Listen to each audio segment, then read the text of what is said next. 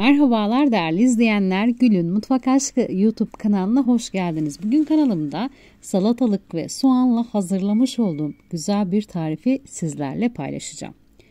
Hazırlamış olduğum tarif, akşam yemeğin yanına salata olarak tükettiğimiz güzel bir lezzet. Salata hazırlayacaktım, baktım malzeme yoktu. Dolapta olan malzemelerle ortaya lezzetli bir tarif çıkarttım.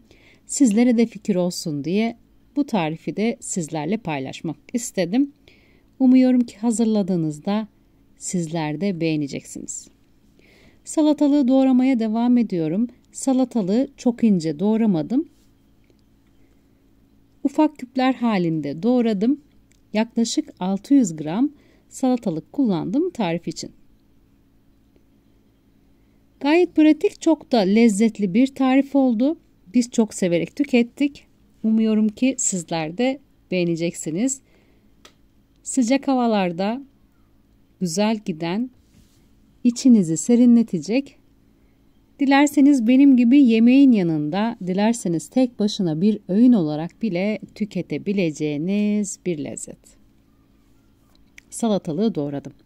İçerisine bir kase dolusu yoğurt ekledim. Benim eklemiş olduğum yoğurt ev yoğurdu. Bir diş sarımsak ilave ediyorum. Sarımsağı da rendeledim. Bir tatlı kaşığı kadar tuz ilave ettim. Tuz miktarını kendi damak tadınıza göre ayarlarsanız daha güzel bir sonuç alırsınız. Benim eklediğim miktar belki size fazla gelebilir. Yoğurt ve salatalığı karıştırdım.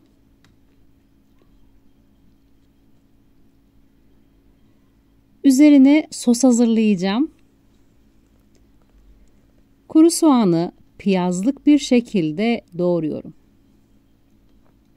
Hazırlamış olduğum soğanla yapılmış güzel bir kuru cacık tarifi. Yaklaşık bir kahve fincanı zeytinyağı ilave ettim.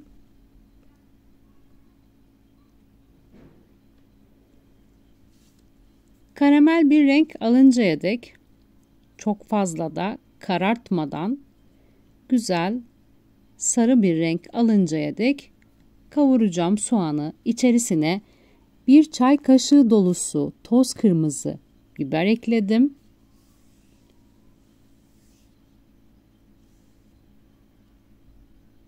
İyice pişireceğim. Tamamen yumuşaması gerekiyor. Soğan piştikten sonra ocaktan alıp sonrasında hazırlamış olduğum, içerisine su eklemedim, cacığı bir servis tabağına aldım. Üzerine hazırlamış olduğum soğanı alıyorum. Her tarafına gelecek şekilde soğanı cacığın üzerine döküyorum. Lezzeti garanti. Tamamen soğanın o karamel lezzetini cacığın içerisinde alacağınız güzel bir tarif oldu.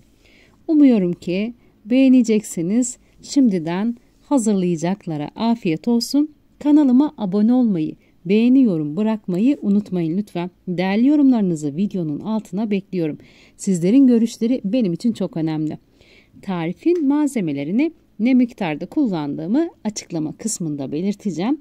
Tarifin malzemelerine açıklama kısmından ulaşabilirsiniz. Pratik, evde bulunan malzemelerle yapılmış bir tarif sundum. Başka pratik tariflerde görüşmek üzere.